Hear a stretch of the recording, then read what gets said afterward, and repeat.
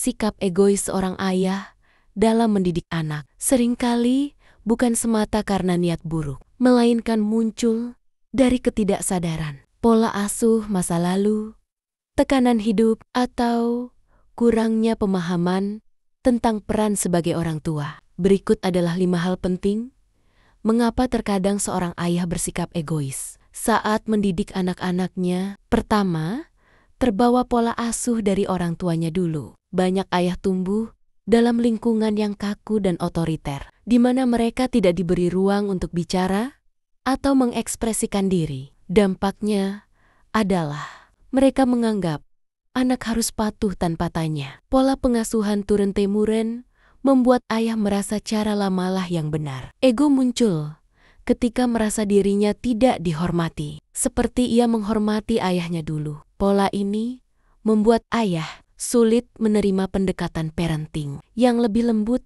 atau fleksibel. Kedua, merasa harus selalu benar dan berkuasa. Beberapa ayah menganggap bahwa menjadi kepala keluarga berarti selalu benar dan semua keputusan harus berasal dari dirinya. Dampaknya adalah anak dan istri sulit menyampaikan pendapat. Ayah menjadi kurang terbuka terhadap masukan atau perubahan. Anak merasa ditekan, bukan dididik. Ego dalam bentuk "aku tahu" segalanya justru menjauhkan hubungan emosional dengan anak. Ketiga, terlalu fokus pada citra diri sebagai pemberi nafkah. Sebagian ayah merasa bahwa perannya hanya sebagai pencari nafkah, sehingga urusan pengasuhan dianggap tugas istri. Dampaknya adalah ayah merasa cukup berjasa hanya dengan bekerja keras, tidak mau dikritik soal cara mendidik anak. Jika anak bermasalah, justru menyalahkan ibu. Sikap ini menciptakan ego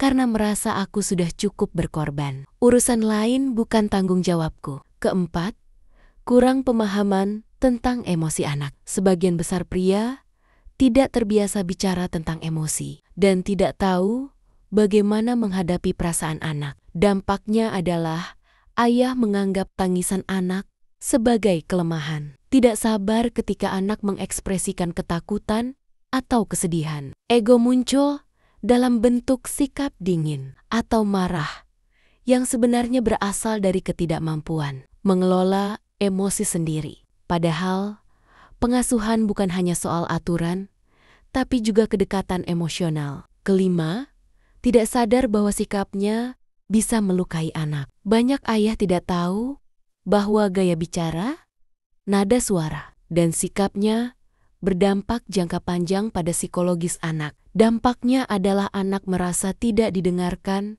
atau tidak penting. Hubungan menjadi tegang dan berjarak. Ayah tetap merasa sudah melakukan yang terbaik tanpa melihat dari sudut pandang anak. Ketidaksadaran ini membuat egoisme berjalan tanpa disengaja dan sulit diperbaiki jika tidak disadari. Sikap egois ayah seringkali lahir dari luka masa lalu, ketidaktahuan, atau tekanan hidup yang belum terselesaikan. Ayah perlu menyadari bahwa menjadi orang tua bukan soal menunjukkan kuasa, tetapi soal menjadi panutan yang hadir dengan hati, telinga, dan kasih sayang. Ketika ego dikesampingkan, maka ruang untuk tumbuh bersama anak akan terbuka lebar.